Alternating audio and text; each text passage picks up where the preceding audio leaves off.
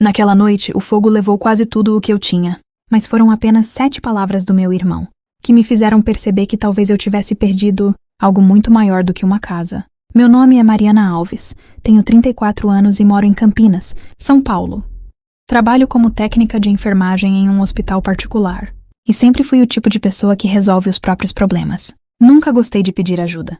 Talvez por isso minha família tenha se acostumado a me deixar sozinha. Às 2h47 da manhã, eu estava voltando do plantão quando vi uma coluna de fumaça subindo sobre o bairro Jardim Aurélia. Por alguns segundos nem reconheci a rua. Então vi minha casa. As janelas do 2º andar estavam vermelhas. O telhado soltava faíscas, e 2 caminhões dos bombeiros estavam parados em frente ao portão. Eu corri. Minha casa, gritei. Tem alguém lá dentro? Um bombeiro segurou meu braço. Senhora, ninguém está dentro. Mas não entre. O fogo começou na parte dos fundos. Minhas pernas ficaram fracas. Meu cachorro estava comigo naquela noite, porque eu o havia levado para dormir na casa de uma amiga depois do plantão anterior. Pela primeira vez, percebi que aquela pequena decisão tinha salvado a vida dele. Fiquei parada na calçada vendo minhas fotografias, roupas, documentos e lembranças desaparecerem diante dos meus olhos. Foi quando peguei o celular. Liguei para meu irmão, Rafael. Ele atendeu depois de 4 chamadas. Mariana? Você sabe que horas são? Minha voz saiu baixa. Minha casa pegou fogo. Houve silêncio. Eu esperei. No fundo do meu coração, ainda existia aquela esperança infantil de que meu irmão diria: estou indo. Mas ele apenas suspirou. Não é problema meu, Mariana. Eu fiquei sem reação. Rafael, você sempre foi boa em se virar sozinha. Vai dar um jeito. A ligação terminou. Eu ainda segurava o celular quando um homem de uniforme escuro se aproximou. Mariana Alves? Sim. Ele mostrou uma identificação. Meu nome é André Moreira. Sou investigador da Polícia Civil. Preciso fazer algumas perguntas sobre o incêndio. Olhei para ele. Foi um acidente? André não respondeu imediatamente. Ele olhou para minha casa, depois para mim. Ainda não sabemos. Então baixou a voz. Mas encontramos uma coisa perto do ponto onde o fogo começou. E acho que você vai querer saber quem esteve na sua casa. Nas últimas 48 horas, meu coração disparou. Porque naquele momento, percebi que talvez o incêndio não tivesse começado naquela noite. Talvez tudo tivesse começado muito antes. Naquela mesma manhã, fui levada para a delegacia do Cambuí. Eu ainda usava a roupa do hospital coberta de fuligem e carregava uma sacola com as únicas coisas que haviam sobrevivido. Minha carteira, meu celular e a chave do carro. André colocou algumas fotografias sobre a mesa. O incêndio começou aqui, disse apontando para a parte dos fundos da casa. Não encontramos nenhum problema elétrico nessa área. Então foi provocado? Ele não respondeu diretamente. Estamos investigando. Em seguida perguntou: quem tinha acesso à sua casa? Pensei no meu irmão. Rafael tinha uma cópia da chave desde o ano anterior. Eu havia dado a ele quando precisei viajar para Ribeirão Preto por alguns dias para acompanhar uma amiga doente. Meu irmão, respondi. André levantou os olhos. Rafael Alves? Sim. Ele anotou o nome. Quando foi a última vez que ele esteve lá? Fiz as contas mentalmente. 3 dias atrás. André ficou alguns segundos em silêncio. Ele disse que esteve lá ontem. Meu estômago apertou. Ele falou isso pra vocês? Ainda não. Mas temos uma câmera de segurança da rua. Ele virou o notebook na minha direção. A gravação mostrava um carro prata parando diante da minha casa às 23h18, na noite anterior ao incêndio. A imagem era ruim, mas eu reconheci o carro imediatamente. Era de Rafael. Meu irmão havia mentido. Antes que eu pudesse dizer qualquer coisa, meu celular vibrou. Era uma mensagem dele. Não conte nada para a polícia. Isso vai complicar tudo. Fiquei olhando para aquelas palavras. André percebeu minha expressão. O que ele escreveu? Entreguei o celular. Ele leu e pediu que eu não respondesse. Mas havia outra coisa que não saía da minha cabeça. Por que Rafael estava tão preocupado com a polícia se, segundo ele, o incêndio não era problema dele? Naquela tarde, fui para a casa da minha tia Lúcia, em Jundiaí. Ela insistiu para que eu ficasse alguns dias com ela. Enquanto eu tentava dormir no quarto de hóspedes, recebi outra mensagem. Dessa vez de Rafael. Mariana, algumas coisas da nossa família precisam continuar enterradas. Meu coração acelerou. Algumas coisas? Que coisas? Naquela noite, abri o aplicativo do banco para conferir meus documentos financeiros. Foi quando percebi algo estranho. Havia uma transferência recente na conta conjunta, que eu mantinha com meu irmão, desde a morte do nosso pai. Uma transferência de 87 mil. O dinheiro tinha desaparecido 3 dias antes do incêndio. E o destinatário era uma empresa que eu nunca tinha ouvido falar. Foi naquele instante que entendi. Rafael não estava apenas escondendo alguma coisa. Ele estava tentando esconder algo de mim. Na manhã seguinte, fui até uma agência bancária em Campinas para descobrir para onde tinham ido aqueles 87 mil. O gerente Paulo abriu os registros e ficou alguns segundos olhando para a tela. Mariana, essa transferência foi autorizada presencialmente. Por quem? Ele respirou fundo. Pelo seu irmão. Senti um frio no estômago. Ele disse por que retirou o dinheiro?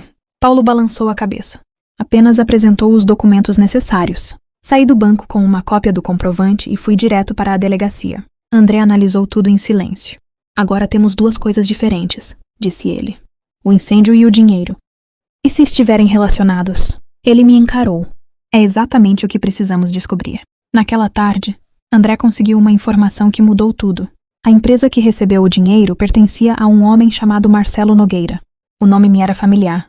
Quando cheguei à casa da minha tia, procurei documentos antigos do meu pai. Depois de quase 1 hora, encontrei uma pasta escondida no fundo de um armário. Dentro havia contratos, recibos e uma fotografia antiga. Meu pai aparecia ao lado de Rafael e de Marcelo. No verso da fotografia havia uma data de 8 anos atrás. E uma frase escrita pela mão do meu pai.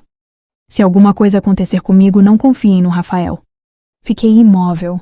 Meu pai havia morrido de um ataque cardíaco 4 anos antes. Até aquele momento, eu nunca tinha imaginado que ele pudesse ter deixado algum aviso. Liguei imediatamente para André. Ele pediu que eu não mexesse mais na pasta.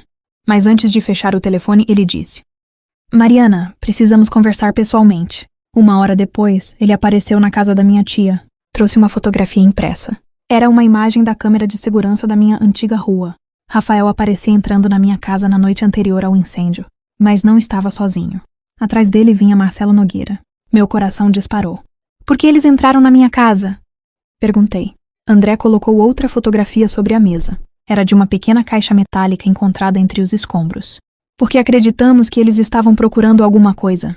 Olhei para a caixa. Eu reconheci imediatamente. Era a caixa que meu pai havia me entregado pouco antes de morrer, e que eu acreditava ter desaparecido no incêndio. Só que havia um problema. A caixa estava vazia. André então disse: Mariana, seu irmão não queria apenas que sua casa pegasse fogo. Ele queria apagar alguma coisa que estava dentro dela. E pela primeira vez, comecei a entender por que meu pai havia escrito aquela frase. André colocou a caixa metálica sobre a mesa. Encontramos uma impressão digital no fundo, disse ele. O laboratório confirmou que pertence ao Rafael. Eu não chorei. Depois de tudo que havia acontecido, parecia que meu corpo já não sabia mais como reagir. O que ele estava procurando? André abriu a pasta. Documentos relacionados a uma propriedade que seu pai deixou para você. Meu coração parou por um instante. Meu pai tinha deixado uma pequena chácara em Atibaia. Eu nunca tinha dado muita importância àquilo. Rafael, porém, sempre insistira que a propriedade deveria ser vendida e dividida entre nós. André continuou. Seu pai descobriu que alguém estava tentando transferir essa propriedade ilegalmente. E parece que ele deixou provas. Então entendi! A casa incendiada não era o verdadeiro alvo. Eu era. Rafael queria destruir os documentos antes que eu descobrisse a verdade. Naquela noite, André me contou que Marcelo havia confessado uma parte do plano. Rafael lhe pagara para recuperar uma pasta escondida na minha casa. Quando não conseguiram encontrá-la, decidiram provocar o incêndio. Mas havia algo que eles não sabiam. Na semana anterior, por medo de perder documentos importantes, eu havia colocado a pasta em um cofre no hospital onde trabalhava. Ela estava intacta. Dentro dela havia contratos, cópias bancárias e uma carta do meu pai. A carta dizia: Mariana, se você estiver lendo isso, significa que eu não consegui resolver tudo sozinho. Confie nos documentos, não nas promessas da família. No dia seguinte, fui à polícia com todas as provas. Rafael foi chamado para depor. Quando entrou na sala, nossos olhos se encontraram. Ele tentou manter a postura.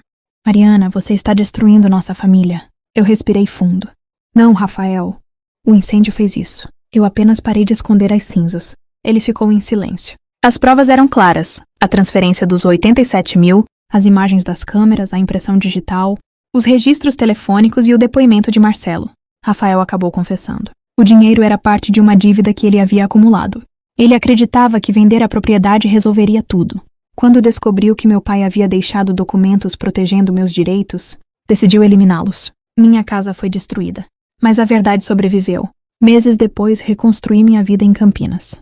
Não recuperei tudo o que perdi. Mas recuperei algo muito mais importante. Minha paz. Rafael foi condenado. E eu nunca mais confundi laços de sangue com lealdade. Hoje, quando penso naquela ligação, ainda escuto sua voz. Não é problema meu. E talvez ele tivesse razão. Depois daquele dia, os problemas dele deixaram de ser meus também. Porque aprendi uma coisa que meu pai tentou me ensinar antes de morrer. Família não é quem compartilha seu sobrenome. É quem permanece quando sua vida está pegando fogo.